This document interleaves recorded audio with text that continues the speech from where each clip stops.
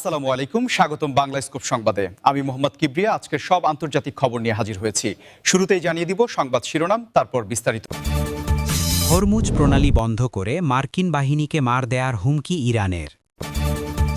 America Iran বৈঠক, uranium সমৃদ্ধকরণে অনড় থাকবে ইরান। পাকিস্তানে মসজিদে বোমা হামলার ঘটনায় মার্কিন সংশ্লিষ্টতার অভিযোগ। যুদ্ধ শেষ করতে জুনের মধ্যে চুক্তিতে পৌঁছানোর সময় বেঁধে দিয়েছে যুক্তরাষ্ট্র, জেলেনস্কি। গাজায় ইসরায়েলি গণহত্যা বিশ্ব ব্যবস্থার জন্য বড় হুমকি। আসসালামু আলাইকুম, স্বাগতম জানাচ্ছি বাংলা স্কুপ সংবাদে। আমি মোহাম্মদ কিবরিয়া। এতক্ষণ শুনছিলেন সংবাদ শিরোনাম, এবার বিস্তারিত।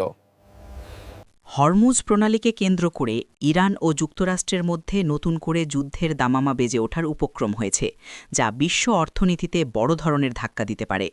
সাম্প্রতিক সময়ে ইরান সরাসরি হুমকি দিয়েছে যে তাদের স্বার্থে আঘাত লাগলে তারা বিশ্বের অন্যতম গুরুত্বপূর্ণ তেল বাণিজ্যের পথ হরমুজ প্রণালী বন্ধ করে দিতে পারে এবং সেখানে অবস্থানরত মার্কিন বাহিনীকে উপযুক্ত জবাব দেওয়ার জন্য তাদের সামরিক প্রস্তুতিও সম্পন্ন হয়েছে। আপনারা জানেন যে হরমুজ প্রণালী হল মধ্যপ্রাচ্যের এমন একটি কৌশলগত চ্যানেল যা দিয়ে বিশ্বের মোট তেল সরবরাহের প্রায় ২০ থেকে ৩০% পরিবাহিত হয়। তাই ইরান যদি সত্যি এই প্রণালী বন্ধ করে দেয় বা সেখানে কোনো সামরিক সংঘাত শুরু হয়, তবে তেলের দাম ব্যারেল প্রতি আকাশচুম্বী হতে পারে, যা সাধারণ মানুষের জীবনযাত্রার ব্যয় বহুগুণ বাড়িয়ে দেবে। সামরিক বিশ্লেষকরা বলছেন, ইরানের হাতে থাকা স্পিডবোট, ড্রোন এবং অ্যান্টি-শিপ মিসাইলগুলো সংকীর্ণ এই প্রণালীতে মার্কিন বিশাল রণতরীগুলোর জন্য বড় হুমকি হতে পারে। যদিও আমেরিকা সবসময় দাবি করে আসছে যে তারা আন্তর্জাতিক জলসীমায় অবাধ চলাচল নিশ্চিত করতে বদ্ধপরিকর। পেন্টাগন থেকে এখনও সরাসরি কোনো যুদ্ধের ঘোষণা না এলেও ওই অঞ্চলে মার্কিন নৌবাহিনীর উপস্থিতি এবং ইরানের বিপ্লবী গার্ড বাহিনীর মহড়া পরিস্থিতিকে বারুদ ঘাঁটিতে পরিণত করেছে, যেখানে একটি ছোট ভুল বা ভুল বোঝাবুঝি বড় আকারের সংঘাতের সূচনা করতে পারে। আন্তর্জাতিক বিশ্লেষকরা মনে করছেন, ইরানের এই হুমকি মূলত তাদের ওপর আরোপিত পশ্চিমা নিষেধাজ্ঞার জবাব এবং নিজেদের শক্তি প্রদর্শনের একটি কৌশল। কিন্তু যদি পরিস্থিতি নিয়ন্ত্রণের বাইরে চলে যায়, তবে তা কেবল মধ্যপ্রাচ্য নয়, বরং এশিয়া ও ইউরোপের জ্বালানি নিরাপত্তাকেও চরম ঝুঁকির মুখে ফেলবে, যা নিয়ে ইতিমধ্যেই জাতিসংঘ ও বিভিন্ন আন্তর্জাতিক সংস্থা গভীর উদ্বেগ প্রকাশ করেছে এবং উভয় পক্ষকে সংযত থাকার আহ্বান জানিয়েছে।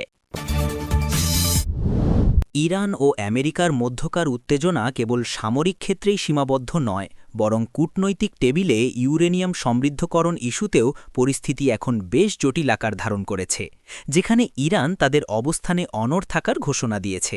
সাম্প্রতিক সময়ে অনুষ্ঠিত বা প্রস্তাবিত অনানুষ্ঠানিক বৈঠকগুলোতে ইরান স্পষ্টভাবে জানিয়ে দিয়েছে যে তারা তাদের পারমাণবিক কর্মসূচি বা ইউরেনিয়াম সমৃদ্ধকরণের গতি কমাবে না, যতক্ষণ না তাদের ওপর থেকে পশ্চিমা বিশ্বের, বিশেষ করে আমেরিকার কঠোর অর্থনৈতিক নিষেধাজ্ঞাগুলো পুরোপুরি প্রত্যাহার করা হচ্ছে। আপনারা হয়তো লক্ষ্য করেছেন যে ২০১৫ সালের পারমাণবিক চুক্তি বা জেসিপিওএ থেকে আমেরিকা বেরিয়ে যাওয়ার পর থেকেই ইরান ধাপে ধাপে তাদের ইউরেনিয়াম সমৃদ্ধকরণের মাত্রা বাড়িয়েছে, যা এখন অস্ত্র তৈরির সক্ষমতার খুব কাছাকাছি পৌঁছে গেছে বলে পশ্চিমা গোয়েন্দা সংস্থাগুলো দাবি করছে। অন্যদিকে ওয়াশিংটন চাইছে তেহরান যেন আলোচনার টেবিলে ফিরে আসে এবং তাদের পারমাণবিক কার্যক্রমের ওপর আন্তর্জাতিক নজরদারির সুযোগ দেয়। কিন্তু তেহরানের সাফ কথা হল, আগে বিশ্বাসযোগ্যতা প্রমাণ করতে হবে এবং অর্থনৈতিক অবরোধ তুলে নিতে হবে। এই অচলাবস্থার কারণে মধ্যপ্রাচ্যে এক ধরনের স্নায়ুযুদ্ধ চলছে, যেখানে ইসরায়েল বারবার হুমকি দিচ্ছে যে ইরান পারমাণবিক বোমা তৈরির চেষ্টা করলে তারা সামরিক হামলা চালাবে, আর ইরান পাল্টা হুঁশিয়ারি দিয়ে বলছে যে তাদের কর্মসূচি সম্পূর্ণ শান্তিপূর্ণ এবং বিদ্যুৎ ও চিকিৎসার প্রয়োজনে। তবে বিশেষজ্ঞরা বলছেন, ইউরেনিয়াম সমৃদ্ধকরণে ইরানের এই অনড় অবস্থান মূলত একটি দর কষাকষির কৌশল হতে পারে, যাতে তারা ভবিষ্যতে আলোচনার টেবিলে সুবিধাজনক অবস্থায় থাকতে পারে। কিন্তু যদি এই আলোচনা পুরোপুরি ভেস্তে যায় এবং ইরান যদি সত্যিই পারমাণবিক শক্তিধর রাষ্ট্র হিসেবে আত্মপ্রকাশ করে, তবে তা মধ্যপ্রাচ্যের শক্তির ভারসাম্য এবং বৈশ্বিক পারমাণবিক নিরস্ত্রীকরণ নীতির জন্য একটি বড় চ্যালেঞ্জ হয়ে দাঁড়াবে। পাকিস্তানের দিকে, যেখানে সাম্প্রতিক সময়ে একটি মসজিদে ভয়াবহ বোমা হামলার ঘটনায় স্থানীয় রাজনীতি এবং জনমনে ব্যাপক ক্ষোভের সৃষ্টি হয়েছে এবং সেখানে উঠে এসেছে এক চাঞ্চল্যকর অভিযোগ। পাকিস্তানের বিভিন্ন রাজনৈতিক ও ধর্মীয় সংগঠন এই মর্মান্তিক হামলার পেছনে মার্কিন সংশ্লিষ্টতার অভিযোগ তুলেছে, যা দেশটির অভ্যন্তরীণ নিরাপত্তা পরিস্থিতি এবং যুক্তরাষ্ট্রের সাথে তাদের কূটনৈতিক সম্পর্কে নতুন করে টানাপোড়েন সৃষ্টি করতে পারে। যদিও মার্কিন যুক্তরাষ্ট্র সবসময় সন্ত্রাসবাদের বিরুদ্ধে পাকিস্তানের পাশে থাকার কথা বলে আসছে এবং এ ধরনের অভিযোগকে ভিত্তিহীন বলে উড়িয়ে দিয়েছে, কিন্তু স্থানীয় জনরোষ এবং পাকিস্তান জুড়ে চলমান আমেরিকা বিরোধী সেন্টিমেন্ট বিষয়টিকে বেশ জটিল করে তুলেছে। পাকিস্তানের খাইবার পখতুনখোয়া এবং অন্যান্য সীমান্ত এলাকায় যেভাবে সন্ত্রাসী হামলা বেড়েছে, তাতে সাধারণ মানুষের মধ্যে নিরাপত্তা নিয়ে চরম হাহাকার দেখা দিয়েছে এবং অনেকেই মনে করছেন যে বিদেশি শক্তিগুলো পাকিস্তানের স্থিতিশীলতা নষ্ট করার জন্য স্থানীয় উগ্রবাদী গোষ্ঠীগুলোকে ব্যবহার করছে। মসজিদে নামাজরত অবস্থায় নিরীহ মানুষের ওপর এমন হামলা কেবল মানবিকতার চরম লঙ্ঘনই নয়, বরং এটি মুসলিম বিশ্বের ঐক্যের ওপরেও একটি বড় আঘাত। বিশ্লেষকরা বলছেন, পাকিস্তানের বর্তমান ভঙ্গুর অর্থনীতি এবং রাজনৈতিক অস্থিরতার সুযোগ নিয়ে স্বার্থান্বেষী মহলগুলো দেশকে অস্থিতিশীল করার পায়রা করছে। আর সেখানে বিদেশি হাত বা মার্কিন সংশ্লিষ্টতার অভিযোগ নতুন কিছু নয়, তবে সুনির্দিষ্ট প্রমাণ ছাড়া এমন অভিযোগ আন্তর্জাতিক সম্পর্কের ক্ষেত্রে বড় ফাটল ধরাতে পারে। এই ঘটনার পর পাকিস্তান সরকার তদন্ত কমিটি গঠন করলেও সাধারণ মানুষ দ্রুত বিচার এবং নিরাপত্তার দাবি জানাচ্ছে। এই পরিস্থিতি যদি দ্রুত নিয়ন্ত্রণে না আনা যায়, তবে তা পাকিস্তানের অভ্যন্তরীণ গৃহযুদ্ধের মতো পরিস্থিতি তৈরি করতে পারে বলে আশঙ্কা করা হচ্ছে। আমরা এই ঘটনার তীব্র নিন্দা জানাই এবং নিহতদের পরিবারের প্রতি সমবেদনা প্রকাশ করছি। তবে এই ঘটনার পেছনের প্রকৃত সত্য উদ্ঘাটন হওয়া অত্যন্ত জরুরি, যাতে ভবিষ্যতে এমন নারকীয় হত্যাযজ্ঞ আর দেখতে না হয়।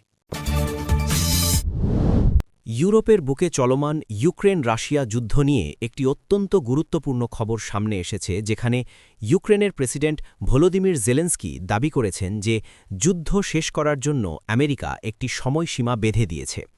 বিভিন্ন আন্তর্জাতিক মিডিয়ার রিপোর্ট অনুযায়ী জেলেন্সকি ইঙ্গিত দিয়েছেন যে ওয়াশিংটন চাইছে আগামী জুনের মধ্যে যেন ইউক্রেন এবং রাশিয়ার মধ্যে একটি সমঝোতা বা চুক্তির মাধ্যমে যুদ্ধের সমাপ্তি ঘটে, কারণ দীর্ঘমেয়াদী এই যুদ্ধ পশ্চিমা বিশ্বের অর্থনীতিতে বড় ধরনের চাপ সৃষ্টি করছে। আপনারা জানেন, যুদ্ধের শুরু থেকেই আমেরিকা এবং ইউরোপীয় দেশগুলো ইউক্রেনকে বিলিয়ন বিলিয়ন ডলারের অস্ত্র ও অর্থ সহায়তা দিয়ে আসছে, কিন্তু তাদের নিজস্ব দেশের জনগণের মধ্যে এখন যুদ্ধক্লান্তি বা ওয়ার ফাটিগ দেখা দিচ্ছে এবং সামনেই আমেরিকার নির্বাচন ঘনিয়ে আসায় বাইডেন প্রশাসন চাইছে দ্রুত একটি সম্মানজনক সমাধানে পৌঁছতে। জেলেন্সকির এই বক্তব্য থেকে বোঝা যায় যে কিয়েভ এখন বেশ চাপের মুখে রয়েছে, একদিকে রাশিয়ার আগ্রাসন প্রতিহত করা আর অন্যদিকে পশ্চিমা মিত্রদের শর্ত মেনে চলার বাধ্যবাধকতা। জুনের মধ্যে যদি কোনো চুক্তিতে পৌঁছতে হয়, তবে ইউক্রেনকে হয়তো তাদের কিছু ভূখণ্ড রাশিয়ার নিয়ন্ত্রণে থাকার বিষয়টি মেনে নিতে হতে পারে, অথবা ন্যাটোতে যোগ দেওয়ার স্বপ্ন থেকে সরে আসতে হতে পারে, যা জেলেন্সকির জন্য অত্যন্ত ঝুঁকিপূর্ণ। অন্যদিকে রাশিয়াও তাদের অবস্থান থেকে খুব একটা নড়ছে না, বরং তারা দনবাস অঞ্চলে তাদের নিয়ন্ত্রণ আরও সুসংহত করার চেষ্টা করছে। সামরিক বিশেষজ্ঞরা মনে করছেন, জুনের এই ডেডলাইন বা সময়সীমা আসলে যুদ্ধের মোড় ঘোরানোর জন্য একটি কূটনৈতিক চাপ হতে পারে, যাতে উভয় পক্ষই ছাড় দিতে বাধ্য হয়। কিন্তু প্রশ্ন হল, এত রক্তক্ষয়, এত ধ্বংসযজ্ঞের পর সত্যিই কি মাত্র কয়েক মাসের মধ্যে একটি স্থায়ী শান্তি চুক্তিতে পৌঁছানো সম্ভব, নাকি এটি কেবল সাময়িক যুদ্ধবিরতির একটি প্রচেষ্টা মাত্র? এই যুদ্ধ পুরো বিশ্বের সাপ্লাই চেইন এবং খাদ্য নিরাপত্তাকে যেভাবে ক্ষতিগ্রস্ত করেছে, তাতে সাধারণ মানুষও চায় দ্রুত এর অবসান হোক। গাজা পরিস্থিতি নিয়ে, যেখানে চলমান সংঘাত এবং মানবিক বিপর্যয়কে আন্তর্জাতিক বিশ্লেষকরা বর্তমান বিশ্ব ব্যবস্থার জন্য এক বড় হুমকি হিসেবে চিহ্নিত করছেন। গাজায় ইসরায়েলি অভিযানের ফলে যে বিপুল সংখ্যক বেসামরিক মানুষ, বিশেষ করে নারী ও শিশুদের প্রাণহানি ঘটেছে এবং পুরো জনপদ যেভাবে ধ্বংসস্তূপে পরিণত হয়েছে, তাকে বিশ্বের অনেক দেশ এবং মানবাধিকার সংস্থা গণহত্যা বা জাতিগত নিধন হিসেবে আখ্যায়িত করছে, যা জাতিসংঘের মতো প্রতিষ্ঠানের কার্যকারিতাকে প্রশ্নবিদ্ধ করেছে। আধুনিক বিশ্বে যেখানে মানবাধিকার এবং আন্তর্জাতিক আইনের কথা বড় গলায় বলা হয়, সেখানে গাজার এই নারকীয় দৃশ্য প্রমাণ করছে যে শক্তিশালী দেশগুলোর স্বার্থের কাছে মানবতা আজ কতটা অসহায়। বিশ্লেষকরা বলছেন, গাজার এই ঘটনা কেবল একটি আঞ্চলিক সংঘাত নয়, বরং এটি পশ্চিমা বিশ্বের দ্বিমুখী নীতি বা ডবল স্ট্যান্ডার্ড সবার সামনে উন্মোচন করে দিয়েছে, যার ফলে গ্লোবাল সাউথ বা উন্নয়নশীল দেশগুলো এখন পশ্চিমা নেতৃত্বের প্রতি আস্থা হারাচ্ছে। আন্তর্জাতিক বিচার আদালত বা আইসিজেতে মামলা হওয়া সত্ত্বেও হামলা বন্ধ না হওয়া এবং ত্রাণ সহায়তায় বাধা সৃষ্টি করা বিশ্ব বিবেককে নাড়িয়ে দিয়েছে। এর ফলে ভবিষ্যতে আন্তর্জাতিক আইন বা জাতিসংঘের কোনো নির্দেশ মানার ক্ষেত্রে অন্য দেশগুলিও অনীহা দেখাতে পারে, যা পুরো বিশ্বকে একটি জোরজার মুল্লুকতার পরিস্থিতির দিকে ঠেলে দিতে পারে। বিশ্বের বিভিন্ন প্রান্তে, এমনকি খোদ আমেরিকা ও ইউরোপের বিশ্ববিদ্যালয়গুলোতেও সাধারণ ছাত্র জনতা এই ঘটনার প্রতিবাদে রাস্তায় নেমে এসেছে, যা প্রমাণ করে যে গাজার কান্না আজ বিশ্বব্যাপী ছড়িয়ে পড়েছে। এই সংঘাত যদি দ্রুত বন্ধ না করা হয় এবং ফিলিস্তিনিদের ন্যায্য অধিকার নিশ্চিত না করা হয়, তবে তা বিশ্বব্যাপী উগ্রবাদ এবং অস্থিরতা আরও বাড়িয়ে দেবে। আমরা আশা করব বিশ্ব নেতারা তাদের নীরবতা ভেঙে এই মানবিক বিপর্যয় রোধে কার্যকর পদক্ষেপ নেবেন।